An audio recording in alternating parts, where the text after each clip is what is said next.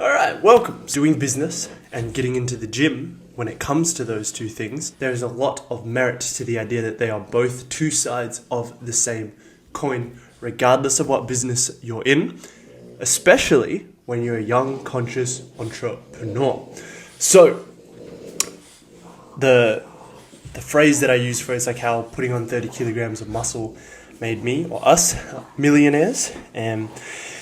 And there's a lot to it. Yes, we understand the mental side of things, getting into the gym, what that's like. But then there's also the just the physical side of things, because your appearance is really important. Think about it. If you rocked up to a job in a bad, like a cheap suit that was falling apart, or like if you didn't do your buttons up on the suit, you didn't tie your tie properly, that's going to affect how people are going to see you. And same thing with your physicality, your performance. It needs to convey strength, especially when you're a young entrepreneur, young conscious entrepreneur, trying to get high paying or high ticket clients, because they need you to be strong. And strong, not necessarily physically, but strong in the sense that you can fulfill their needs reliably. That is strong. Now, when it comes to that, looking strong will go a long way for that. Because think about it, you come in, you're young, you're pitching, you're talking to this client, the first thing they do, before they even hear you speak, before you even open your mouth, is they see you. And think about what happens on the street, or when you haven't seen mates for a long time, or you see someone, you'd be like, damn, that dude's fat. Or like, oh, that guy's jacked, kind of thing. It doesn't necessarily mean that you draw that you make an overall finished judgment or conclusion about that person based on their appearance. But we do it. Like, you have to acknowledge the fact that we do that. We judge people based on how they look. Judging isn't bad, because it does say something about their character. It's like, fit people have a level of discipline. That's like, everyone agrees with that. They have a level of discipline. They have a level of motivation that goes with the thing. They also have a proclivity towards fitness, so that doesn't necessarily make them a good business person. But on the surface, you start to assume some things. That guy's strong. He goes to the gym. He must have the discipline to eat well, sleep well, train well, get into the gym and prioritize doing that. Then people can go further and be like, that guy's a dumbass. He doesn't know anything because he's just a big, strong, jock-looking guy. But you get the point. We draw judgments, and it's good to make judgments, but it's not good to just rest entirely on initial judgments. Like, we're always in a state of judging, but not in a malicious way, because we're not the ultimate judge of people's character, but you have to make these judgments. So clients will see that. Potential clients will see that, and it's necessary for them to see you and think strength, think reliability, because these are things that tend to go hand in hand. Because of what I was talking about before, the mental or the mindset side of things that comes with going to the gym. People assume, okay, this guy works out, he takes care of himself, he cares at least about his appearance, and then potentially about their long-term health, that side of things. And even same kind of thing for women, because if you think about it, when you see, like, who would you rather hire? A young, fit woman to do your assistant work, or whatever they're doing, or to run your business, do your marketing, that side of things, or guy. So girl or guy, think about that. Would you rather a young, fit person that's like full of energy, and you can tell and you can see it, and they move around and they're spry, and they got that pep in their step? Or would you rather someone who looks like a 90-year-old who's about to die tomorrow? You'd probably want to hire the young, fitter person, because of the fact that they're more reliable, even by way of the years that they have that they can serve you, because hiring's a pain in the ass. So think about it from that perspective. It's not like, I'm not saying you should judge people like that, because you don't know people's stories, but it happens. That's just what it is. Because think about how many applications or people that people have coming up to them, applying for jobs or trying to get people as clients. You have to, like, I've heard my mum works as like front office for schools. You look at surface level stuff first and you weed people out, because it shows a level of care. So when you're looking at resumes, cover letters, if people misspell the job itself, gone, out. They don't care enough. They didn't care enough to proofread this. If the graphic design is bad, people won't look, because you have to trim. If you've got 1,000 applications, you're not going to read 1,000 applications necessarily. This is just the way of the world. You're going to look at a few key things at the start that convey effort, that convey a level of care and reliability that comes with that. So, and then they'll trim it down, and then they'll go more in depth the others, and then they go to interviews. So you might be shooting yourself in the foot, not even getting yourself an interview if you don't look strong. And then with that strength, when you actually start speaking to someone, there's a certain thing that happens to your demeanor when you're confident in how you look and how you feel in your own body. If you aren't confident, think about the kind of people we've had come up to us there that are like, we associate with being weak or seedy, that kind of thing. Those things tend to go together. Like the seedy salesman's like, and it's awkward because they're not confident. Can I do this? I'm not going to hire someone who's like, that comes up to me and wants to work like that wants to be a part of my business that way, because I need strong team members, strong, reliable team members. So getting into the gym, actually building yourself up, because you're building yourself physically, and then with your business stuff, you're building yourself also physically, but you're building yourself internally as well. You're building up the resilience to actually face difficult situations, apply what you need to apply, and you're building yourself internally and externally. And so on the external, that conveys that level there. So they're two sides of the same coin, in the sense that they also, with business stuff, you also get to apply those principles physically with training and nutrition and all of that. But you think about what you have to do with it. You have to, do what people aren't willing to do for much, much longer than most people would. That goes for business and for training. For business, you've got to put in the work every single day. You've got to go to that point where people are like, nah, I don't want to do this. And you have to do more. Most people, I want to work 5 days a week and then I have my weekend. You're running your own business.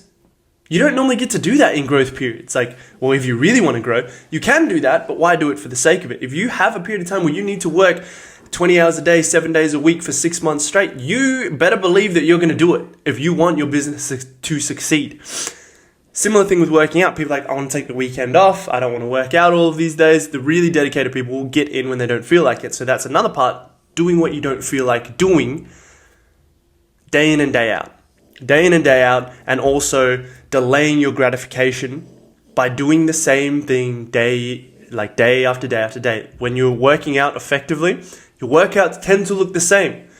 2, 3, 4, 5, 6 days a week, they're the same workout. You're just making small progressions, session by session. But in a month, you might increase your strength by 10 kilograms, 20 kilograms, or something like that on certain lifts. But it was only through showing up and doing that workout twice a week, every week, kind of thing, that you actually make that progression. But in the short term, like week 1 to week 2, there might not be a whole lot of progress. But day 1, week 1 versus day 1 of your 26th week or your 6-month mark, like day 1 of the workout side of things, you're going to be different. You're going to be much stronger if you kept at it and you were consistent with it. And that's another thing, having that consistency, showing up, and having that full consistency and dedication to rock up, put in the work, and push hard every day. Because if you half-ass it when you're in the gym and training, you're going to get half-assed results. Your physique's going to look like poo-poo.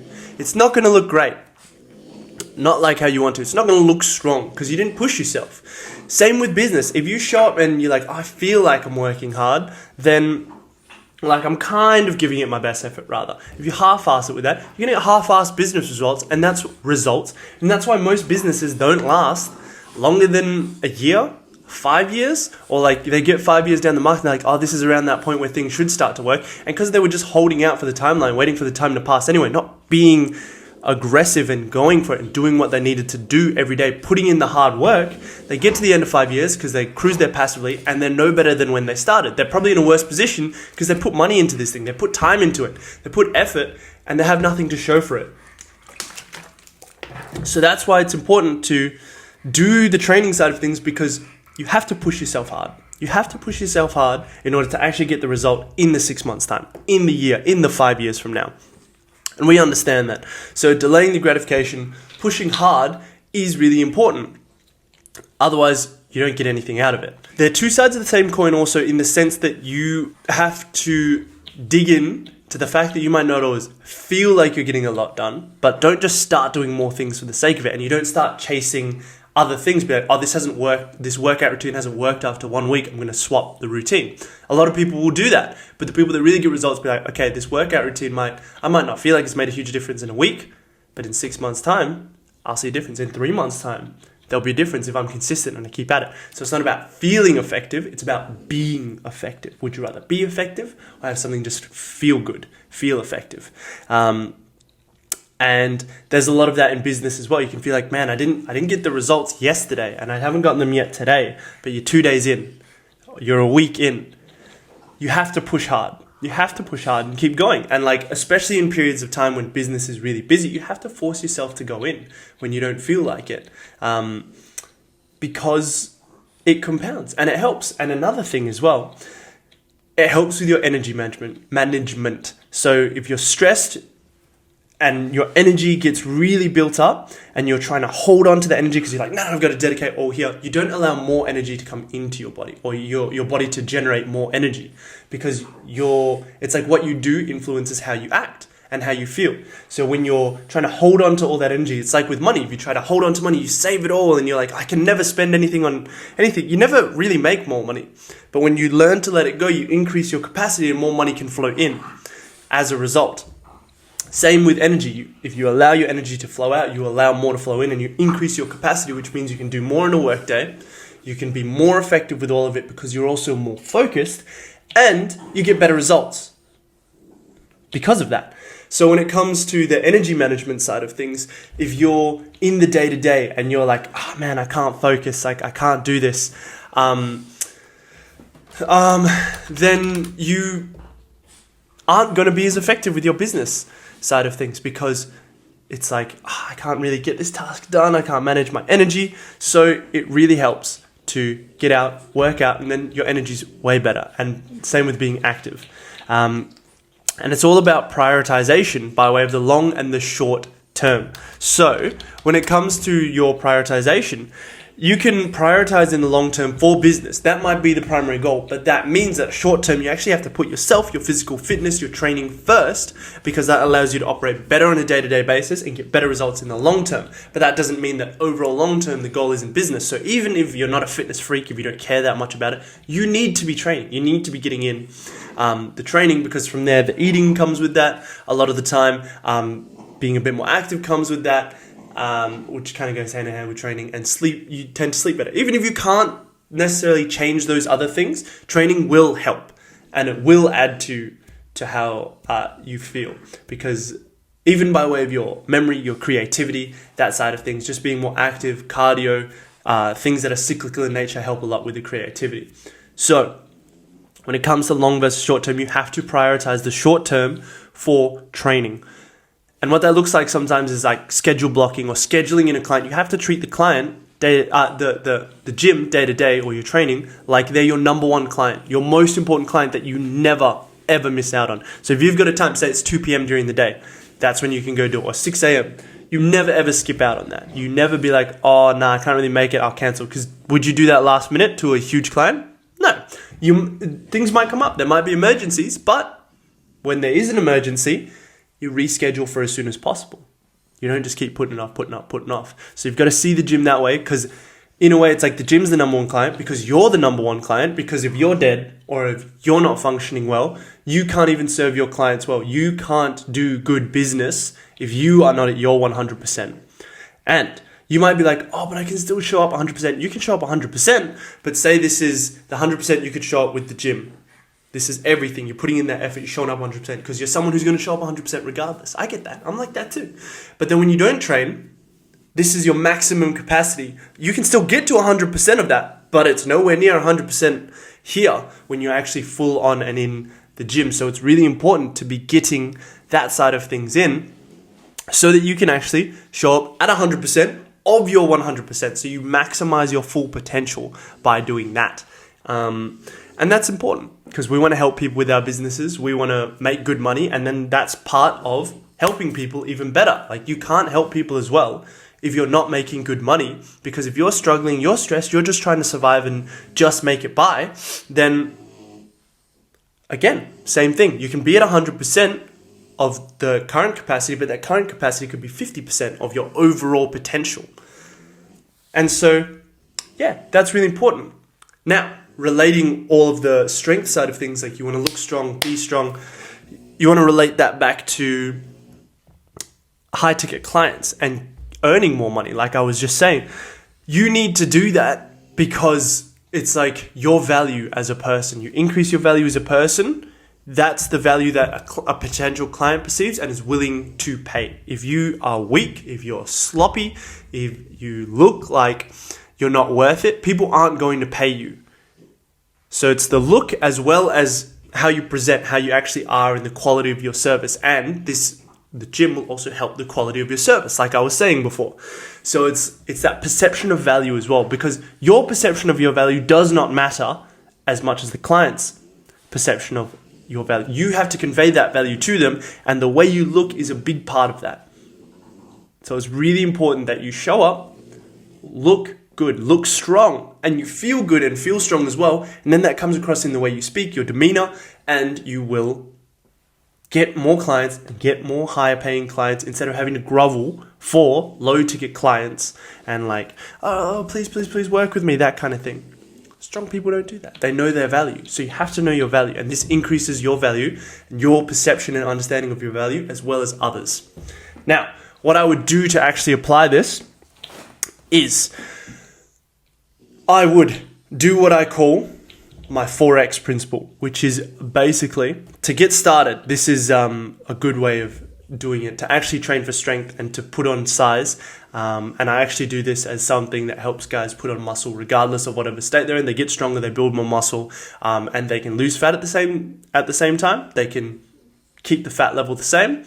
They can bulk up if they want, but I don't really do that because for business, it doesn't really make sense to get too bulky and fat. You want to feel good and look good. You want to be comfortable in your own body and like not just comfortable, but thriving in your own body. So 4X principle. There's some practical application for you. 4 days a week, you can train. Upper, lower is a good basic one there. Or you can do like a 6-day split if you want to get in every day. You can go push-pull legs, that kind of thing. But that has you training each body part twice per week. That way, there. And you always progress. So 4 days per week, you're going to do 4 exercises, 4 sets per exercise. And you can trim the number of exercises down if you have less time and the number of sets down. But what you don't trim down is a rest period. 4 minutes rest in between each set. And again, this might feel like, oh, I'm waiting for so long in between sets. But do you want to feel like you're doing more, or do you want to actually do more and be more effective? Just because doing a lot more volume, a lot of extra things doesn't necessarily mean that you're getting more done. You want to get more done, right? Just like in business, just like with training. Again, we're exemplifying through training. You're physically putting into practice the principles that you need to apply on a day-to-day basis for business as well as long-term. So you're going to do that. It might be 4 minutes. 4 minutes, maybe you do 2 exercises and 3 sets. And that's all you have time for. That's fine. You can trim it back, but don't cut that rest period short, because each set, what you're going to do is you're going to PR every session, set a personal record. So if you're doing four exercises, you'd have at least 4 PRs. So every single set, you should aim to do more than you did last week. So obviously if you're starting, there's nothing to PR on, but push really hard. And I do that in the 4 to 12 rep range. And basically what you want to do is push the point where you basically hit failure. Like you can't do any more, and then you take the long rest and then you go again. That's a good point. And then as you get more experience with it, you can pull that back potentially and maybe go 1 rep before failure. But most people do way better with just pushing to failure. So push to failure, and then every week set a new PR. So say you can do like on your bench press, you can do like 60 kilograms for 4 sets of 8. Say we're doing 4 sets. 4 sets of 8. Then next week you need to come in and at least do 4 sets of 9. Or at least hit 1 set of 9 and then the other sets equal 8 kind of thing with 60 kilograms. Or you go up in weight to like 65, and then from there with a 65, then you do 4 sets of 8.